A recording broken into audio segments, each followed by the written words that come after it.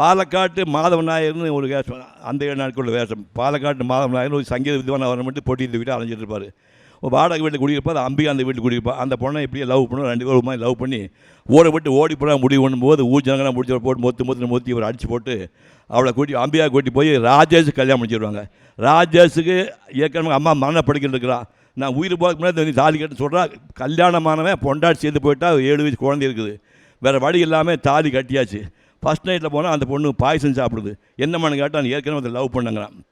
அந்த வினாடியே பாக்யராஜ் நிறுத்திட்டு தேடுறாரு, அந்த பழைய காதலன் எங்கே இருக்கிறாங்க தேடி நாயரை பாலக்காட்டு நாயை கண்டுபிடிச்சாப்பா, இந்தாப்பா உன் காதலையும் பாரு. என்ன கிளைமாக்ஸ் ஐயா பண்ணியிருக்கேன், ஐயோ என்னையா கிளைமாக்ஸு. கண்டிப்பாக நான் அவளை கூட்டிகிட்டு போய் என் காதலி தான் கூட்டிகிட்டு போகிறேன், அவள் கழுத்தில் போட்டுக்க தாலியை கட்ட சொல்லுங்க அப்படின்னா. அவள் முழிப்பா, நீயாவது கட்டியானா இவன் நடுங்குவான்.